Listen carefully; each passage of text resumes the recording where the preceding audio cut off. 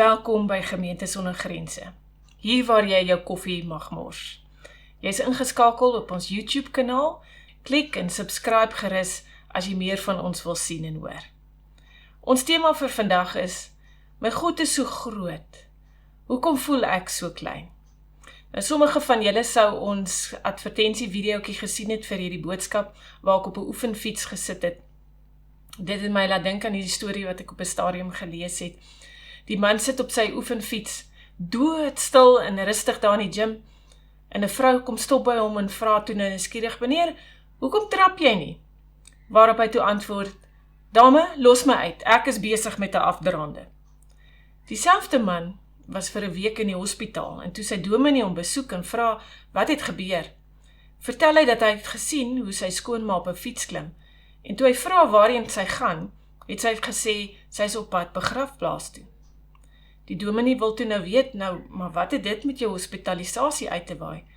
Hy antwoord toe, dominee, ek het die fout gemaak, en met 'n opgewonde glimlag vir haar te vra, of sy met iemand gereël het, om die fiets terug te bring.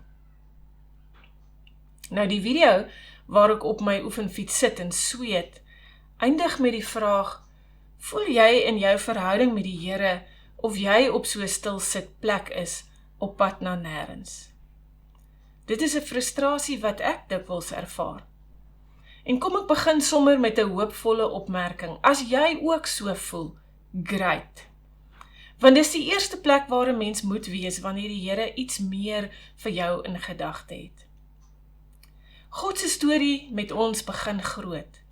Hy maak die hele wêreld op 'n onmenslike groot skaal. En dan plaas hy 'n piepklein korreltjie sand daarop. Blaas sy asem daarin en noem dit dan die kroon van alles wat hy gemaak het. Meer nog, hy noem dit 'n afdruk van homself. Nou, om dit net vir julle te illustreer, hierdie gedagte, hoe wonderlik dit is, wil ek vir julle 'n klein storieetjie vertel. Ek is een van 3 kinders en toe ons nog baie klein was, het ons baie rondgetrek. En my ma het 'n skildery gehad wat seker vir haar baie beteken het, want dis omtrent die enigste ding wat oral saam met ons getrek het. Sommige goed het verlore geraak in al die trekkery, maar hierdie skildery het gehou. Indien hierdie skildery die oorspronklike een was dit nou vandag 1,5 miljoen rand werd ook al. Ongelukkig is dit net 'n afdruk. Maar vir my is dit baie werd, omdat dit verweef is met my storie. Ons het eendag, terwyl my ouma vetkoek gebak het, van die deeg gesteel, dit in bolle gerol, en beurte gemaak om te kyk wie kan die leeu's met die deeg raak gooi. Niemand het ons uitgevang nie. Totdat my ma, 'n paar dae later, die vetkolle op die doek raak gesien het. Ons gee toe maar vir my boetie die skuld. Ek is ook nie die ware Jakob nie. Ek is bloot 'n afdruk, 'n beeld van wie God is. Maar wat my so waardevol maak, is die feit dat ek deel is van God se storie. En dis waar van jou ook. As ek en jy dan so waardevol is, en besef dat God alles vir ons gegee het, om soos hy in hierdie wêreld te leef, en dit 'n verwagting en 'n opdrag van die Here is, ons lees dit in 1 Johannes 2 vers 6. Die versie sê basies, wie beweer dat hy in jou lewe behoort dan ook te lewe soos wat hy gelewe het. As dit dan waar is, waarom lyk my lewe geestelik en emosioneel en verhouding gewys dikwels so arm? Ek weet ek praat vandag met gelowiges. Julle is mense wat iewers in julle lewe op God se stem gereageer het met 'n hier is ek, Here, ek aanvaar u hand van redding. Jy het die ewige lewe, 'n bespreekte plek aan God se familietafel. Maar vandag gaan nie oor enige onsekerheid oor jou eindbestemming nie. Dit gaan oor die paar jaar wat jy nou nog oor het saam met die Here. En in hoe mate jy so leef, dat wanneer mense na jou kyk, hulle Jesus sien. Kom ons meet dit gou 'n bietjie. Kyk na hierdie foto van 'n man wat fietsry. En dan evalueer jy jou eie lewe. As hy 'n prentjie is vir iemand wat gelukkig is en voluit lewe saam met die Here. Vra jouself af of jy aan hierdie prentjie voldoen. Met die volgende vraag: beleef jy 'n passievolle, lewende verhouding met die Here? Jou gebedslewe maak sin. Selfs in storms is jy geanker en jy het stilte en vrede. Jy kan met kalmte en wysheid lewensbesluite neem. En jy kry genoeg by die Here dat daar kan oorspoel na die mense naby jou. Of lyk jou geloofsprentjie soos die volgende foto. Die man sit in sweet op 'n fiets wat nêrens heen gaan nie. Jou tyd met die Here is droog en vervelig. Jy bid, maar dis soos jou gebede wat aanhou terugbons.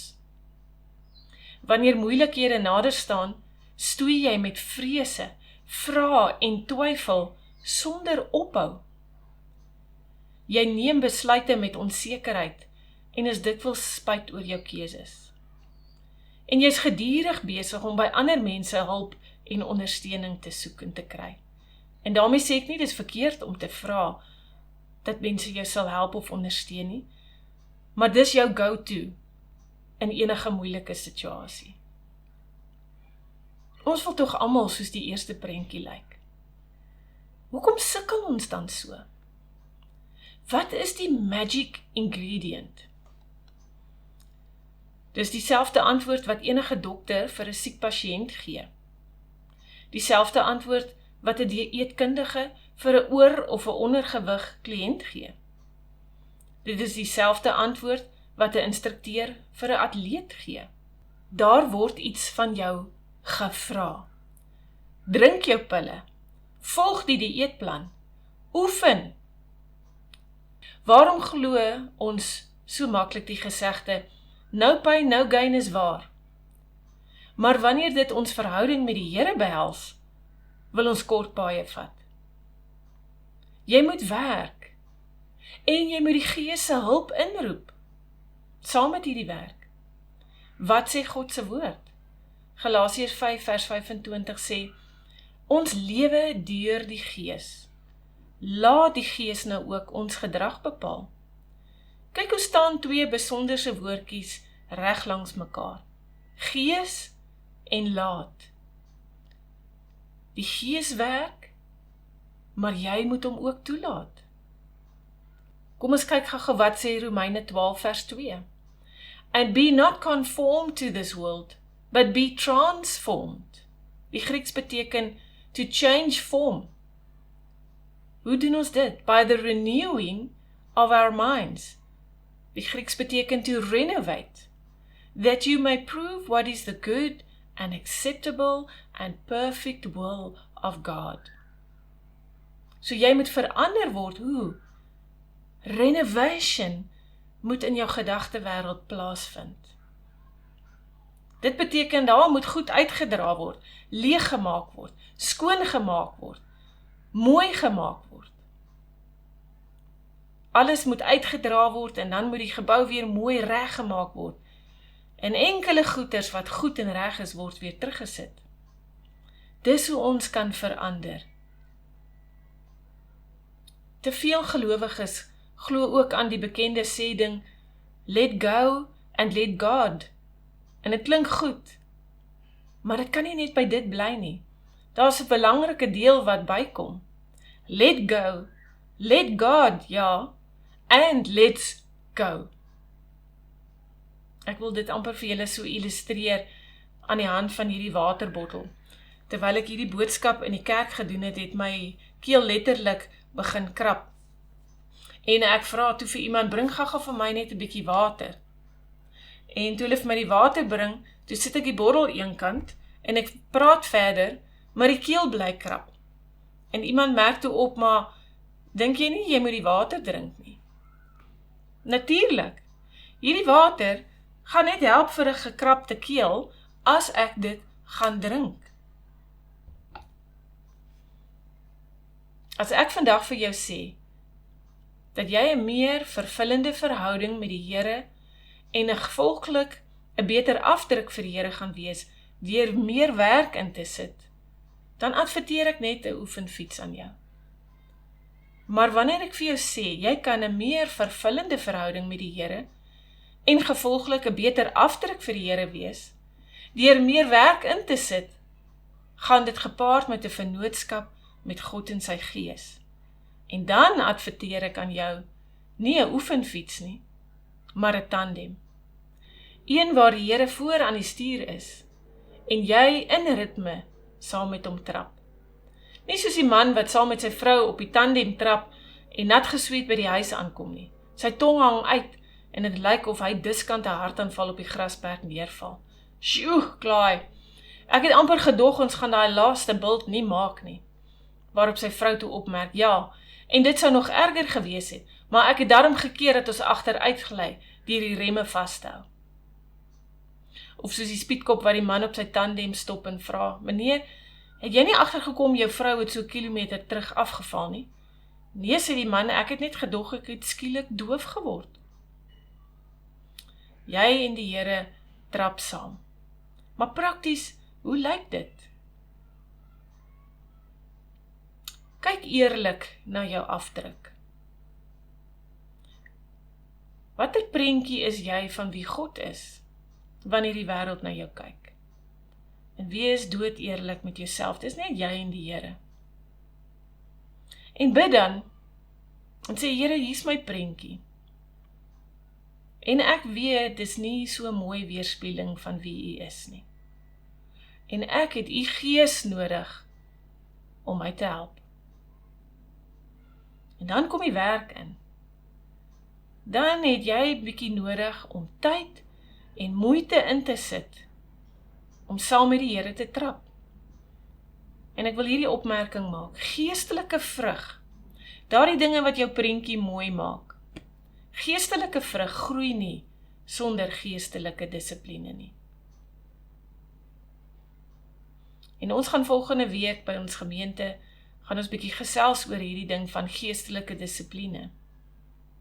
Ons sal weer 'n opname ook maak vir die wat dit nie kan bywoon nie, dan moet ek vir julle vra, asseblief volg hierdie boodskap op met daardie ene. Dit is belangrik om te hoor, nou maar wat doen ons dan? Maar vandag moet jy net dit weet, as jy ontevrede is met die afbeelding wat jy is van Christus, onthou dit, jy is steeds waardevol, want jy is deel van God se storie.